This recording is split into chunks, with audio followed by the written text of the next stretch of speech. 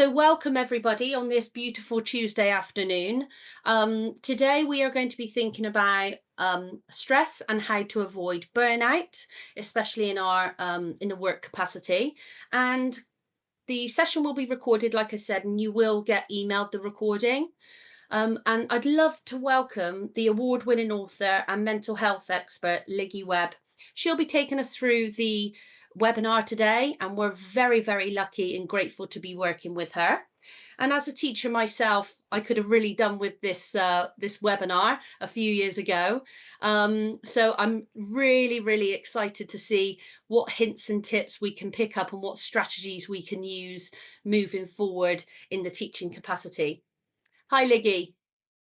Hi, Becky. Thank you ever so much for that introduction. And it's great to be here. I'm really looking forward to this session because what it's going to do is give us the opportunity to be able to explore all sorts of tools, all sorts of techniques that are going to help us to be able to really look after our stress levels so that we can avoid burnout. Because I must emphasize here that stress is not the enemy. We are going to all experience stress heightened levels, throughout our lives in different situations. And sometimes stress can be, quite useful in terms of galvanizing us to protect us. But it's when that stress becomes overwhelming and out of control that it can push us to that point of burnout and have a big impact on both our emotional and physical and overall well-being. So the more that we can explore simple tips, then that's going to be really helpful. I'm just going to introduce myself to you before I really get stuck in here. My name's Liggy Webb, and I work as an international consultant all over the world with lots of different organizations, essentially helping people to lead happier, healthier, and more resilient lives. About 12, 13 years ago, I actually wrote a book on resilience called Resilience: How to Cope When Everything Around You Keeps Changing. And it was recorded for a series with the BBC World Service as well. And since then, what I've been doing is writing bite-sized books because I'm a big fan of taking research. I love research, but I like to take that research and really distill it down into some really down to earth and practical things that we can do. Because there are occasions where perhaps we amass a lot of knowledge, but it's what we do with that knowledge that is the real wisdom. So I'm really hoping to be able to help you to distill that complexity. One of the books that I've written is a book called Burnout: How to Look After Yourself and Avoid Burnout. So everything that I'm going to share with you is actually contained in that book as well. I've written about 30 bite-sized books now in my collection, and I get lots of great feedback about the fact that they are really quite straightforward and quite simple and quite practical. So I'm going to share with you lots of different tools from that book. We will be sharing upon request, if anybody wants a copy of this personal action plan card that says on the front, the distance between your dreams and reality is action. And it's very true. It's what we actually do that really makes a difference. So what I'm going to suggest is that during this webinar, you take a little bit of time to press the pause button on everything that's going on in your lives, step back, and just take a bit of time for yourselves. Take a time to stop and think about what you're doing, what kind of habits you've got. Challenge those habits. Are they helpful, or are they habits perhaps that you want to change? And then at the end, I'm really going to encourage you to just focus on one thing that you're going to take away from this session today. Because when you take just one thing and you really focus on making that an action and really kind of, as I said, challenging some of those existing behaviors, making a real kind of difference, a lot of the other good stuff tends to follow as well. So we have got a digital copy of that action plan card, and all you need to do is to request that. So let's think about stress, because stress is a term that we use often. Sometimes when we're feeling that we've just got so much on our plates, we start to kind of express, I'm feeling really stressed here. But there is a bit of a difference between being stressed, as I mentioned, and actually being burnt out. And during this webinar, I'm really going to kind of explain that to you. And think of it a bit like a thought buffet, because there's going to be lots of things that I'm going to share with you. Some of those things you may already know, so it's good reinforcement. Some of those things might not necessarily work for you, so it's up to you to choose, what works for you, because one size doesn't fit all. But to manage expectation, honestly, a lot of stuff I'm going to share with you, you probably will know, because it's very kind of down to earth and very simple stuff. But sometimes we miss some of those things. So if we hear ourselves thinking, well, yeah, I know that, what we need to do is say to ourselves, yeah, but what am I actually doing with that knowledge that I have? So this is all about practical action. So, first and foremost, I'm just going to ask you to take a moment to give yourself a score out of 10 in terms of how you're feeling right now. So, if you are that middle match, going up towards 10, you're firing on all cylinders, you're feeling, really energized, and you're coping with everything really well. If you're going down towards 0, you're feeling a little bit more like these burnt out matches here, where you're just feeling exhausted. Perhaps everything's an effort, and maybe you're just really not feeling very well. Perhaps you're feeling a lot of stress in your body. So just give yourself a score out of 10 if you want to pop that into the chat function, and maybe even a few words that might describe how you're feeling as far as your stress levels are concerned. Becky, I'm going to come to you. Just ask you to just tell me what your score is, actually, while we're waiting for people to put their scores in the chat function. So you've caught me on a good day. Today I am around an 8. My to-do list isn't too long. I'm really embracing the sunshine today. So if things have got too much via work, then I've gone out for a little walk with my dog. Um, but yeah, today is okay. I'm an 8. Wow, that's a really good score, isn't it? So you're scoring at an 8. So yeah, it's Yeah, interesting, isn't it? Because definitely the middle match today. the middle match, and that's not going bad going, because we're on a Tuesday, isn't it? So just having a look in the chat function as well, I can see a couple of sort of scores coming in there. So we've got, sort of like an 8 there, and we've got 6 as well. So there is a real kind of variety, isn't there, of some of those scores, and maybe even just popping in how you kind of like feeling at the moment. If anybody wants to, pop some words down, because sometimes we can describe ourselves as, feeling quite energized, but it might be that we start to describe ourselves as just feeling really kind of lethargic or tired or irritable. I know some people, when they get stressed, they get, really quite irritable, can't cope. So we've got a 5 coming in there as well. So yeah, there are, obviously different scores, because we're all being affected in different ways. We've got different things going on in our work lives, different things going on in our home lives as well. I've got a comment here that says 8ish, tired, headache, long to-do list, and not getting enough sleep. So yeah, and sleep, I think, is something that can really impact on our stress levels as well. So I'll talk a little bit more about that later on. So thank you very much, and thanks, Becky, for sharing there as well. And if I asked you this on Friday, it might be a completely different set of results. It might be that, you have quite an easy week, and things build up and you're looking forward to the weekend. Or it could be that it's just piling up for you, and lots of things happening, perhaps unexpected things that add to that kind of stress pile as well. So it's changing all the time. The world is dynamic, and we are dynamic. So obviously it's going to impact us differently. But I think what we need to understand about the difference between stress, which is something we are all going to experience, is that burnout is a very different story. Because burnout, and I think this description is a really excellent description of burnout. Burnout is what happens when you try to avoid being human for too long. And I guess, what this means is, as human beings, we're not infallible.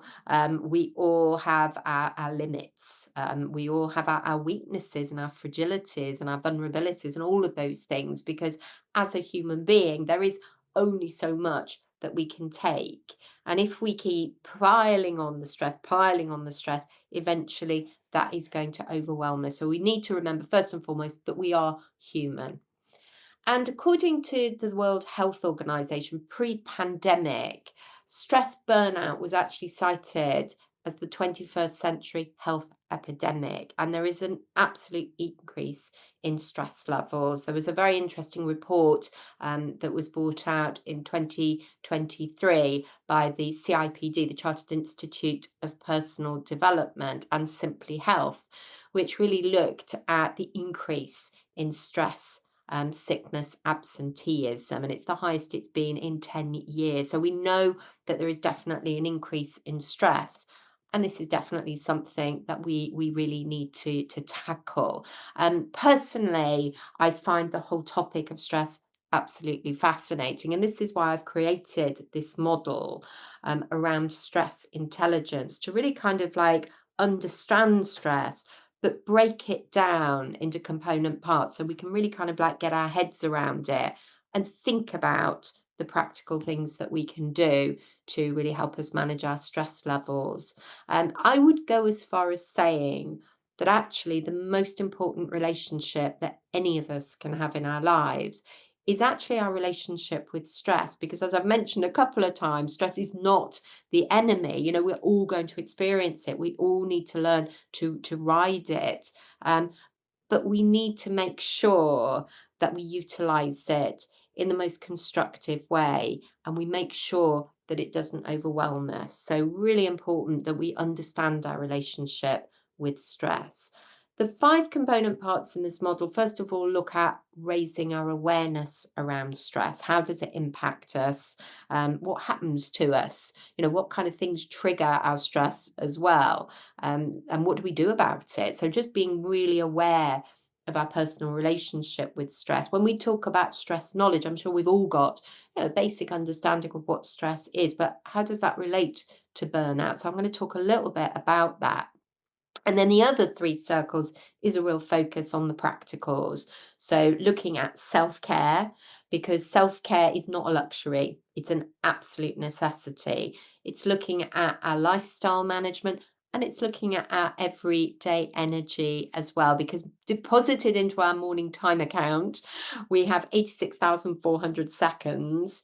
We choose how we spend them. So we do need to be quite boundaried around our time as well. There are a lot of time bandits out there, as I'm sure that you'll appreciate. So being boundaried around our time is an important part of stress management too. So what I'm going to do for the purpose of this webinar is I'm going to take you through each of those sessions. So 5 different sections. And I'm just going to walk you through them. And as I mentioned, this is a great opportunity for you to be able to step back, to be able to think about what's going on in your life, and to make some necessary amendments if you need to. So, first of all, let's look at stress awareness. As I mentioned before, one size doesn't fit all. I always think it's quite interesting the way that, you know, something can happen to a group of people, and perhaps a few of those people get really, really stressed out about it, and other people, you know, maybe can deal with it and they're quite calm because we're all leading different lives and we've all got different stressors, if you like, in different parts of our lives. So if we've got, you know, a life where everything's really calm at home, then maybe we can handle the work stresses better. But if we've got loads of stress going on at home, loads of stress going on at work, sometimes it can be the slightest thing. It's like the straw that breaks the camel's back. And before you know it, you know, you're really feeling that you're overwhelmed with that stress. So all of us completely different. So I've got 3 questions to ask you. The first question is, what are your stress triggers? And what I mean by this is, you know, many of us are capable of dealing with a certain amount of pressure, a certain amount of stress. But what actually pushes you into that space where you're feeling, I really can't cope with this, and I'm in a really uncomfortable or an unhealthy place with my stress? What are the kind of things that would actually push, if you like, those triggers would push you into that space? So I'm just going to ask you again, Becky, if you'd just like to share that, what kind of things, and if everybody else would just like to pop their comments into the chat function, then we can have a look at those too. So Becky, what kind of things do you think are your kind of stress triggers? So I'm thinking back to my teaching career. Um, and there were kind of lots and lots of triggers that would happen for me, and they would build up over time. It's quite a high pressured environment that teachers have to work in. It's quite fast paced. So for me, it would be workload that kind of could tip me over the edge if there was just lists upon lists that I had to get through. And then you might be called to do an assembly last minute, so that's on your plate as well. Then you might have to do a break time duty that you weren't prepared for. And then there's those extra jobs that you kind of don't factor in day to day, like the parents' evenings or the sports days, or you might have to do a late night because there's a football tournament you have to go to.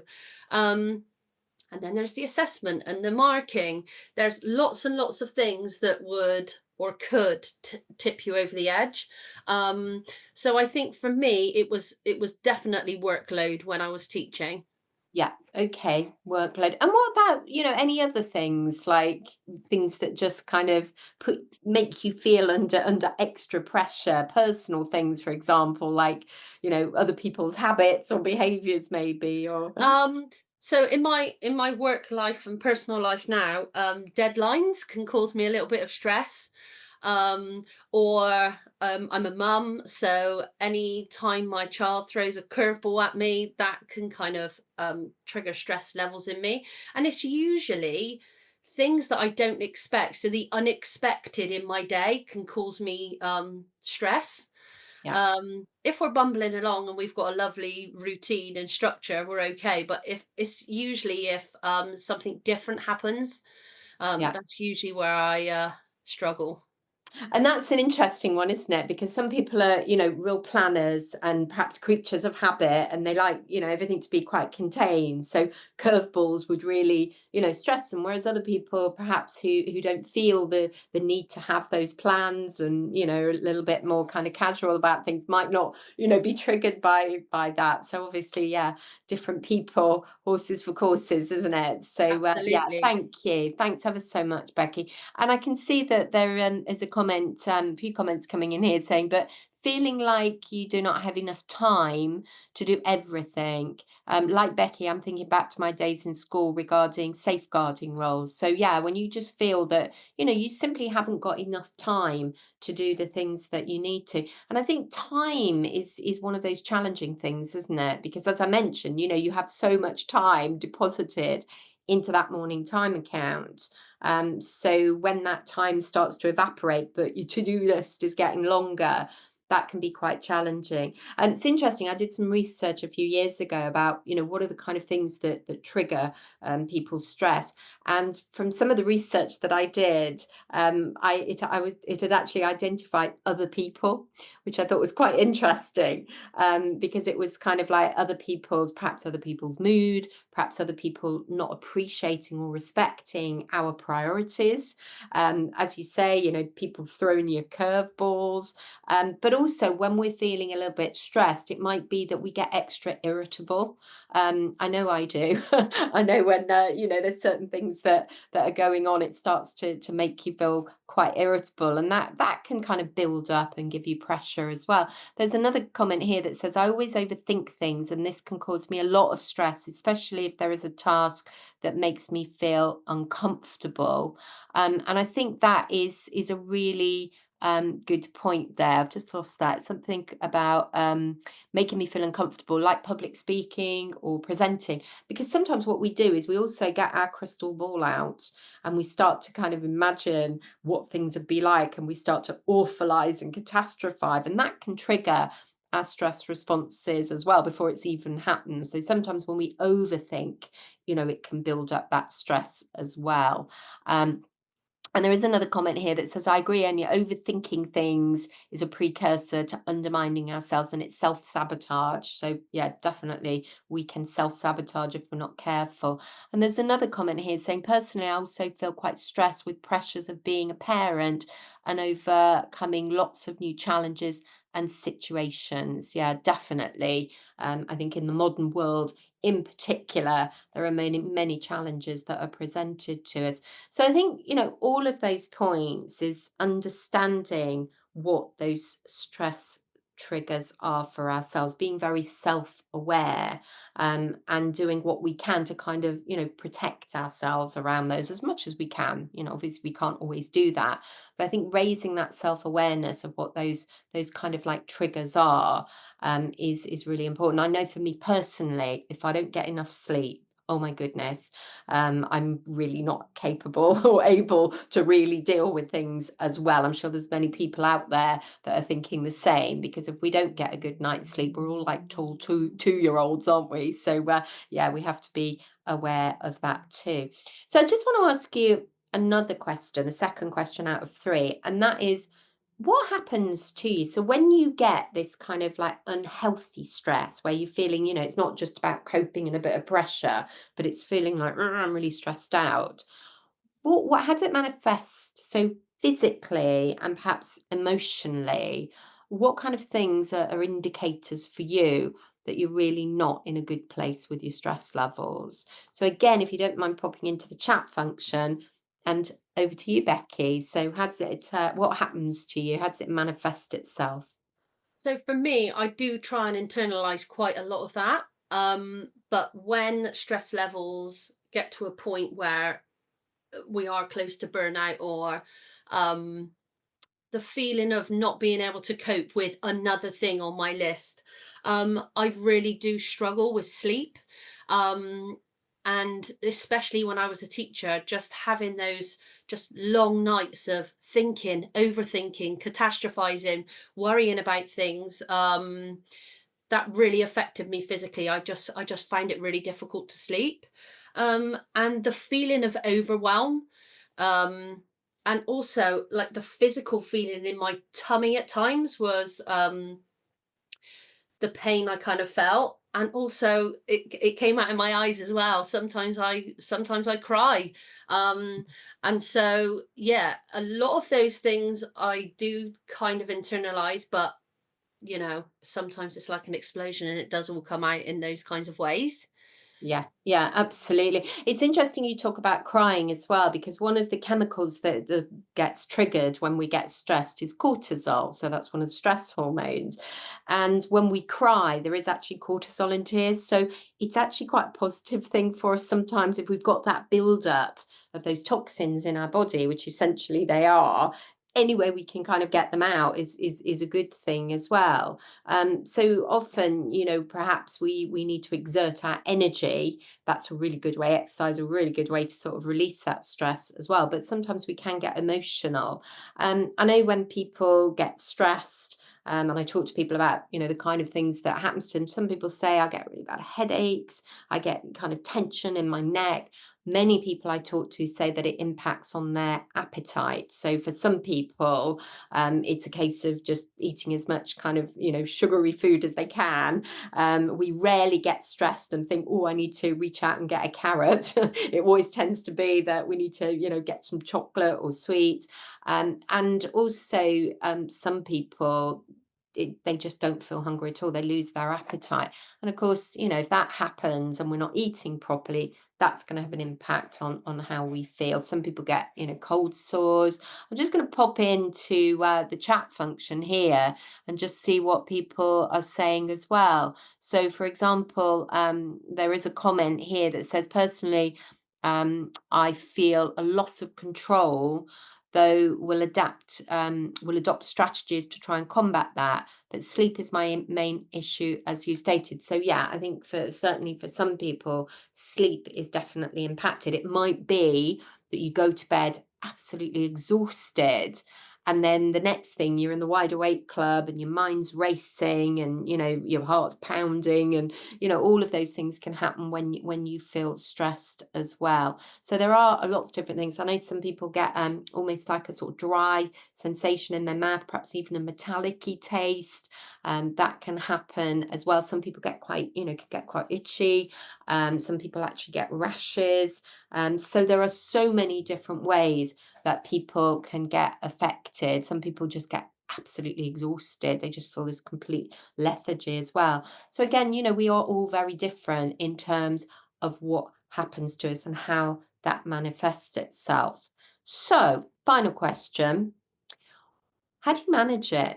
So when you're in that space where you're feeling, really quite stressed, perhaps you're feeling emotional, you're feeling uncomfortable, any of those things we've talked about, what do you actually do? What's your kind of go-to? And I'm going to talk about healthy and unhealthy here.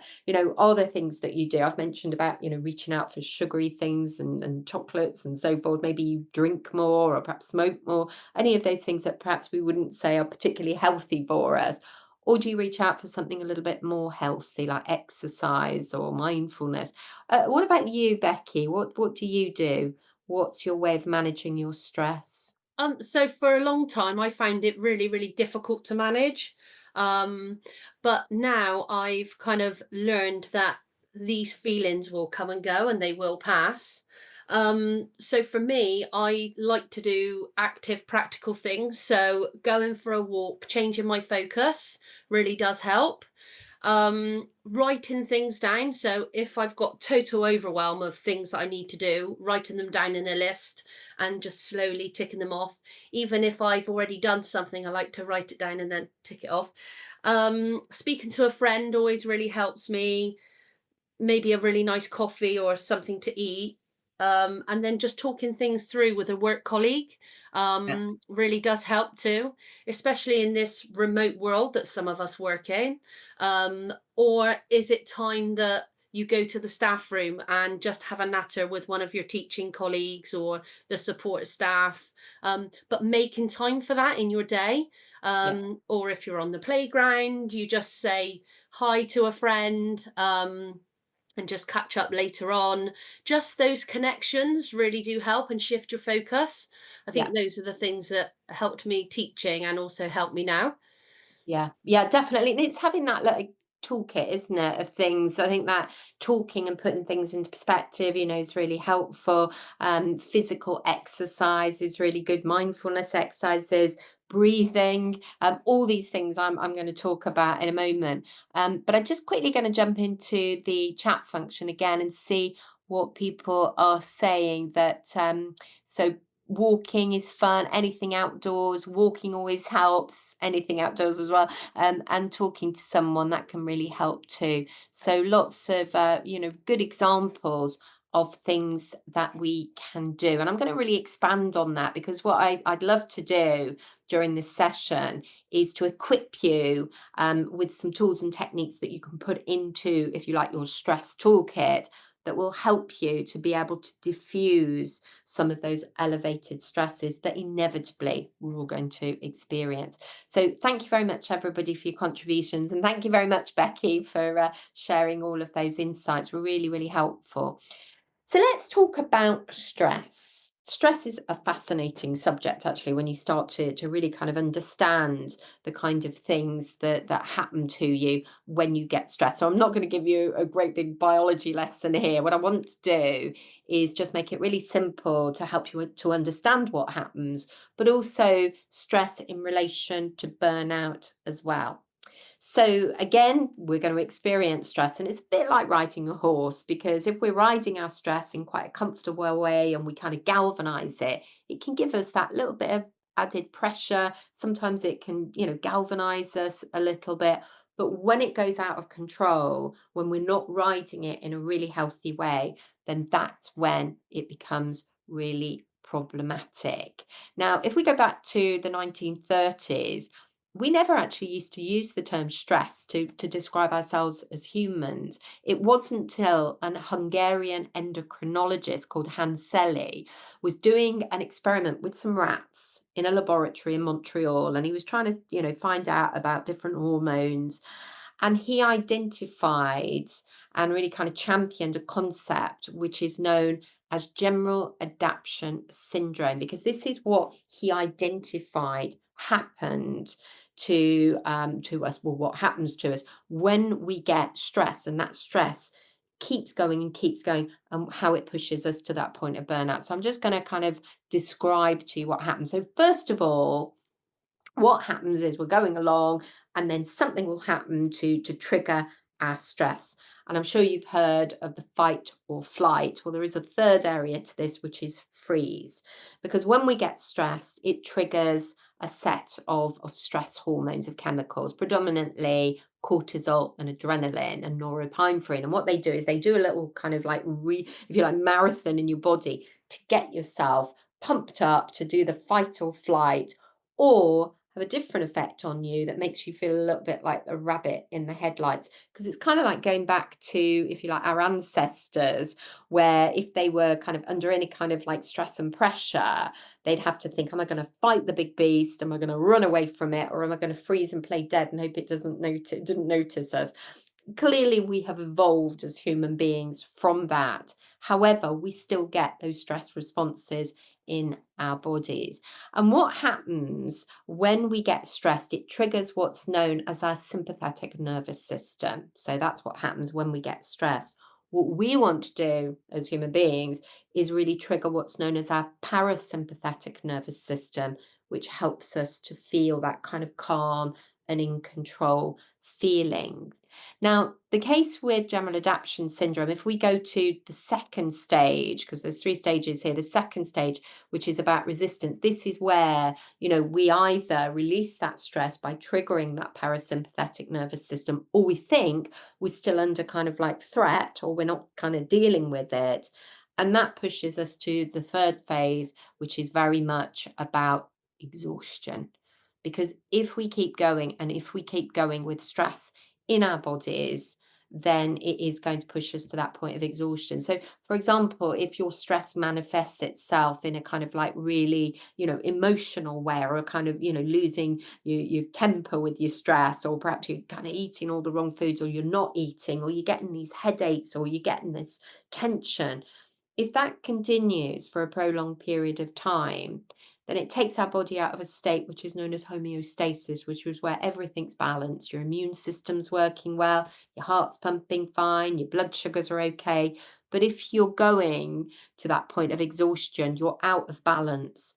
And that will push you to the point where you will be really quite ill, and perhaps you'll need to go to the doctor. Perhaps you'd even need to get signed off with work. I've seen scenarios of burnout where people don't ever fully recover from the experience. So it is so important for us as human beings that we don't get ourselves to that point of exhaustion. And as Hans Selye mentioned in his book, he's written a very good book with lots of research around his findings. But one of the points he makes is adopting the right attitude can convert a negative stress into a positive stress. So it's getting our mindset into the right kind of place and having a really healthy relationship with our stress.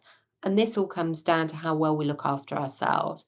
So what I'd like to do for the final part really of the webinar is look at those three areas on the stress intelligence model and really give you some practical things that you can take away. So please feel free in the chat function to add any of your own kind of comments, insights. If there's anything additional that you'd like to kind of share in this toolkit, then please do.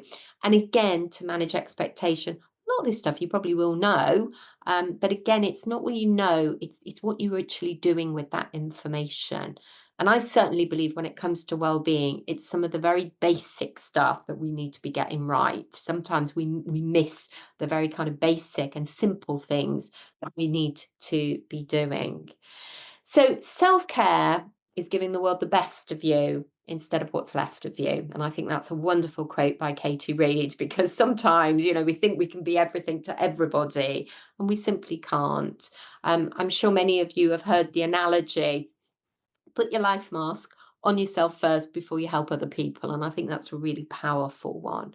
So do just take a moment to just have a quick check-in. I'm not going to ask anybody to share anything here, but just take a moment to check in. How good are you with your me time? Again, give yourself a score out of 10. Going up towards 10, you're brilliant and you really do put your own life mask on.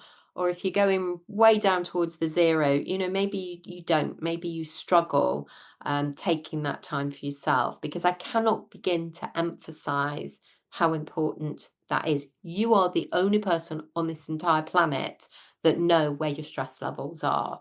and being very self-aware, feeling, if you like, that rise of stress and not allowing it to keep rising and overwhelming. And if you do feel that rise of stress, the most sensible thing that you can do for yourself and everybody else around you is take some time to step back and think, okay, how do I reduce those stress levels? Because it can manifest itself in all sorts of different ways that impact on us and other people around us. So this is about personal boundaries. I don't really ever think setting boundaries is an easy thing to do. Some people, are better than others. But I talk to many, many people who say they do struggle with boundaries, particularly if you're looking after families, you've got young children, you've got elderly parents, you've got your work life. Sometimes putting those boundaries in place can be quite challenging. And often it's not about saying no to other people. It might be saying, yes, I can help you, but it's got to be on my terms. And if you don't know what your terms are, it can be difficult because if you're not careful, you end up saying yes to everybody else and then you're saying no to yourself. And that's not always a good place to be because you end up becoming, tired, resentful, all of those things there. So being able to communicate boundaries to people, let people know if you've got a lot on your plate, perhaps you need to communicate that to people so they don't put too many demands on you as well. So lots of different ways that you can manage your boundaries. I actually on LinkedIn have a micro blog called The Wisdom of Wellbeing. And there's quite a thorough blog on there around how we can manage our boundaries. So, if you want to join me or connect with me on LinkedIn, then please do. And this quote, I think, sums it up very well, doesn't it? You are not required to set yourself on fire to keep other people warm. Personally, I quite like that one because it reminds me that, I need to help myself first of all before I can help other people. So that's really important that we do that. And then when we look at lifestyle management, as I said, sometimes it's the very simple things that we need to do. We need to make sure that we've got balance. Life balance is something that we need to be checking in on a regular basis, making sure that we are really fueling all parts of our lives as well. That we're not kind of putting too much, if you like, of our energy into one element of our life to the detriment of another. So we need to take rests. And I love this quote by Ovid, who's the Roman poet. He was the Roman poet. And he said, take a rest. A field that has rested gives a bountiful crop. That's actually a personal mantra of mine because sometimes when I'm really busy and I'm doing lots of things and I think, no, I need to keep doing this. I think, no, actually, what I need to do is take a rest, take a break, because then when I do that, I can recharge my batteries, I can be at my best. And when I come back to doing something that needs to be done, I do it better because I've got more energy and I feel better for doing it. So I think sometimes it's reconfigurating in our minds, this kind of narrative of, yeah, if we keep going and going, we're not going to do things as well. But if we take a break, we're definitely going to produce better quality. And I think that can be really helpful. And with regards to our everyday energy, I just want to talk about a few things that we can do to really kind of like fuel that energy that we have because we only obviously have so much. So I think one of the things that we all need to do is be really good time managers. So sometimes when we're saying I haven't got enough hours in the day to do the things that I need to do, then we need to stop and think, okay, well, what am I doing with my time?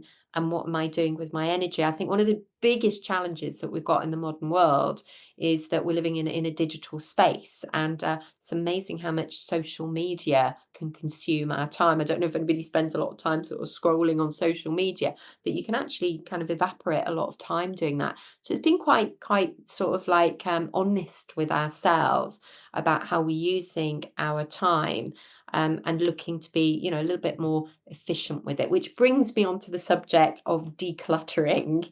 Actually, before we started this webinar, we were just having a chat, weren't we, Becky, about keeping things simple and decluttering. There is a lot of science behind this, and the science absolutely demonstrates that, if we want to feel really calm, if we want to reduce our stress levels, then actually being in a really tidy environment, keeping things simple can be really healthy. And the science behind this demonstrates that when we look at a tidy space, when we feel, that things are really uncluttered, it actually triggers our parasympathetic nervous system, which releases some of those stress hormones and helps us to feel really calm. So maybe take a moment right now to just have a look around you at your kind of like space that you're in, and just ask yourself, is it tidy? Am I somebody that's a bit of a hoarder, or do I work in a cluttered environment? And just be really honest with yourself, because a good old declutter can be very soothing. I'm sure lots of people out there maybe agree with this, that you feel better when you've tidied things up I'm and you've just thinking about decluttered. the classroom space, Liggy, and Yeah, how so often that could feel so decluttered, and you don't realize really until you take a step back and really look at it from a different lens, because you're in your classroom day in, day out, and sometimes you just don't see it mount up. Um, and if you go into your space, go into your classroom with a different lens and think about, do you need that there? Can you get rid of some things, some resources, some books?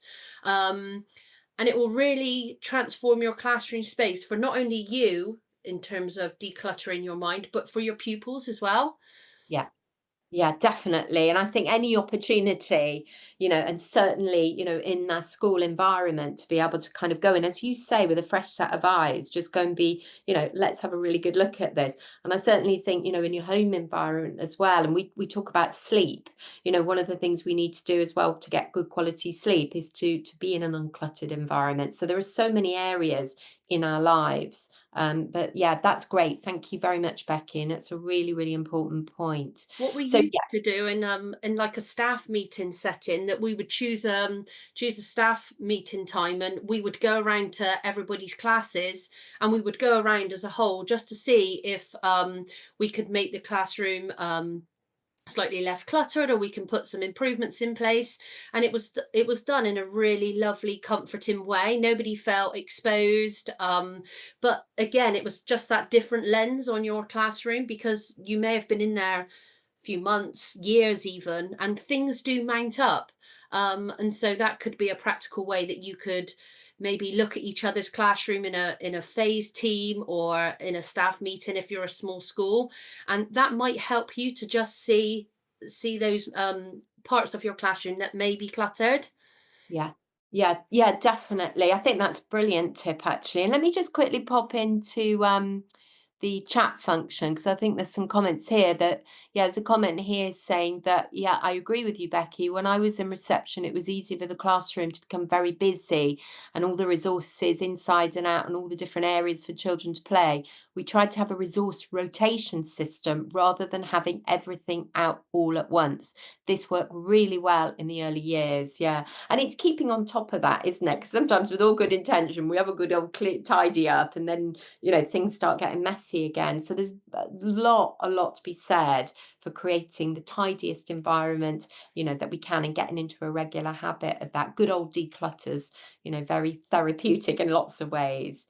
Um, the other thing we need to consider when it comes to our stress levels as well is what we consume. Never underestimate the impact that has on stress. So if we are eating, lots of kind of like sugary food, it's going to raise our blood sugar levels, it's going to kind of energize us, but what goes up must come down. So we end up getting these kind of dips. So, if you're eating lots of sugar, then you might feel really tired afterwards. In the afternoon, you get that sort of lull. And also just thinking about the types of foods that we're eating as well. So making sure we're eating lots of fruit and vegetables. We need to have our right balance of sort of protein and refined carbohydrates, because I know, everybody likes a treat, but if we're eating too many refined carbohydrates, that's not going to be good for them. I tend to work on the 80-20 rule. So 80% of the time I'm really focusing on eating the, really good quality food that's very nutritious. And then 20% of the time, perhaps you're going to have those treats and certain things that you wouldn't necessarily put on your super healthy list. So yeah, definitely worth thinking about what you're consuming as well. The other thing I would definitely recommend is thinking about caffeine consumption, because caffeine actually releases cortisol, which is one of the stress hormones. So if you're feeling really stressed, last thing you want to be doing is going and drinking lots of sort of teas and coffees.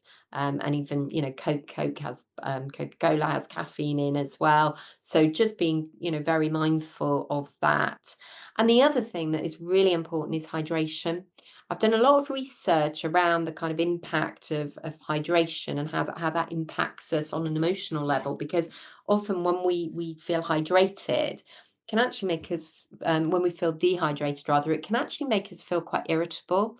So sometimes when we're feeling a bit raggy, actually drinking water, getting hydrated can actually really help us, and it can actually flush some of those toxins out of our body as well. So drinking about a couple of litres of water a day if we're exercising, is the amount that, generally we're guided to. I think on the NHS website, it's 6 to 8 glasses of water a day. But drinking a couple of kind of litres of water a day can be really helpful. I'm just quickly going to pop into the chat function just in case I'm missing any messages there. The other thing that we do need to make sure that we're doing as well is that we're eating kind of regular meals to keep our blood sugar levels so quite balanced. I love porridge for breakfast. Oats, overnight oats, are particularly as good because that's slow releasing energy, and all of those things can help us manage our stress levels. We need to get outside and get fresh air. Easy on a day like today because the sun is shining. It's a beautiful spring day. But there's days when it's raining, perhaps we don't feel so much like getting outside, but it's really important that we do. We get outside and get lots of fresh air. Walking can be very good. When we're outside, we have the blue and green zones. So green zones, perhaps being around nature and in woods, really lovely to do. Forest bathing is a term that's used to help people with their mental health, stress levels as well. It's just being present in nature without technology as well. And the blue zones are very much about being by water. We know there's some really excellent scientific evidence that shows that when we're by water, that can be very kind of like calming for us as well. So getting outside in nature, nature is a wonderful gift to all of us. So as much as we can, getting outside. And we need to make sure that we move around, whatever that kind of movement is. So walking 10,000 steps a day is always good for our cardiovascular. It's good for our mental health as well. Yoga, I particularly recommend hatha yoga. Hatha yoga is excellent for, really helping us to calm. It helps us with our breathing as well. And we need to stretch because often if we're not careful, we're kind of sitting, perhaps, in the classroom, perhaps you're moving around, but you're not really, really stretching. So doing those stretches is really important for our posture. Some of you may well have come across mindfulness. And mindfulness is taking the ancient principles of Buddhism and Hinduism and combining it with modern day science to understand the power and the impact for us as human beings of being human beings rather than human doings, because we do spend a lot of time, busy doing. Sometimes just being in that present moment and just doing some breathing exercises. One of the quickest ways to actually trigger our parasympathetic nervous system, which again helps us to feel calm, is nostril breathing. So when we breathe in through our nose and hold it and out through our nose, that can actually help us to really calm down. The other thing as well is perhaps if we're talking and we're quite stressed, we tend to talk quite quickly. Just consciously doing some breathing and help yourself to just slow your speaking speed down. That can actually help us to feel really calm as well. So just doing some sort of guided breathing in through our nose, out through our nose. That's something that can be really helpful. And also just general breathing, just taking a deep breath in through our nose, down to our diaphragm, and just letting that breath out. So breathing is a really quick and easy and portable way of helping us to manage our stress levels. Music. this is really, really, really helpful. Just thinking about just nice, calming music that can really help. So if we can take some time away, just put our earphones in or just listen to music. I've put here my three favorite soundtracks for just calm. Alexis French, who's a fantastic pianist. His music is beautiful. So just putting on Bluebird, that's really lovely. Pasha, a bit of classical music is always helpful. And voted the most relaxing piece of music in the world is a piece of music called Weightless by Marconi Union. Very, very calming piece of music there. And never underestimate the power of laughter. Laughter is so helpful. Laughter in many ways helps us to decrease stress, but it also helps us to, be more relaxed, reduce our anxiety. We know scientifically that when we laugh, it can actually increase immune cells that can help us fight infections. It helps us to boost those infection fighting antibodies. And it helps trigger endorphins, which actually helps with temporary pain relief as well. So I think, having a good laugh, finding someone who's got a similar sense of humor, but also as well, if we're escalating in our heads the situation, being able to find the kind of funny side and the humor in it just puts things into perspective as well. And then just finally, I want to just talk a little bit about sleep because we have mentioned this already. But sleep is something that gets impacted when we're stressed. Because as I mentioned before, you go to bed, perhaps you're exhausted, but if you're stressed, you wake up and you start to get agitated. What happens when we get to that really deep state of sleeping? It actually suppresses our body's ability to release stress hormones. So that's where we get that really deep cleansing, sort of like sleep, deep cleansing, deep nourishing sleep that we really need.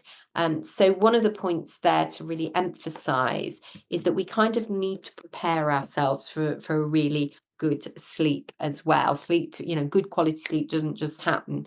Preparing ourselves, making sure we're not drinking loads of, kind of coffee or alcohol before we go to sleep, or sugary food.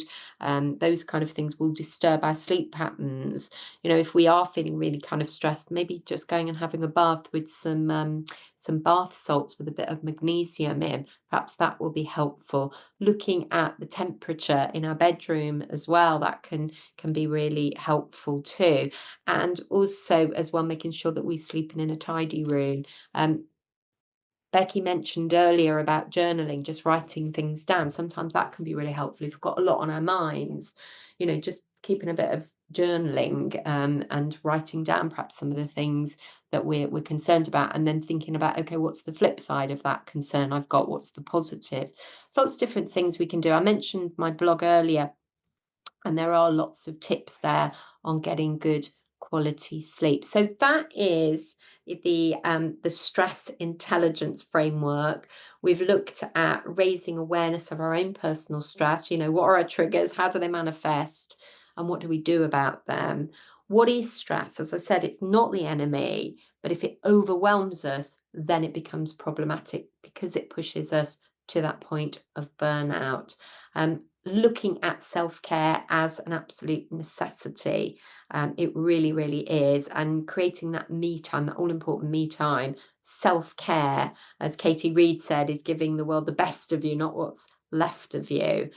And about, lifestyle management and how we use our everyday energy. So it is about revisiting some of the real basic things. So you may want to just consider, what your action is, what you're going to take away from this session today. I've got loads of free resources on my website. So I've got the stress intelligence posters. So if anybody wants to have a look on my website, you can download lots of these different posters. Perhaps they'll be really useful in the school as well. So if anybody would like a set of these colourful posters to print off, to stick on notice boards, just to kind of raise awareness of all the different things we need to do for our well-being, do have a look on my website. As I said, do join me on LinkedIn as well, because I've got my wisdom of well-being blog too. So I'm just going to summarize there and just say, I hope that's been useful for you. I hope there's been lots of tips. I'm sure lots of things that you already know, but as I said, it's not what you know, it's what you do with them. So, what action you're going to take. So, I'm just going to pass back over to you, Becky.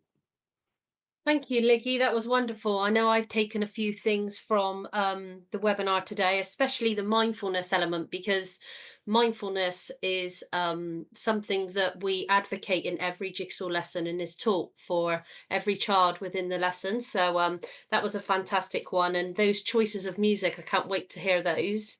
And also, just as an educator myself, being part of the LinkedIn community and looking at your blogs, I've taken a lot from those. So yeah, I would urge people to definitely connect with you on LinkedIn, and the free downloadable resources would be fantastic in a staff room to stimulate that kind of conversation, or also to know that the teachers and the SLT in your school really do value this kind of learning for their staff and their workforce.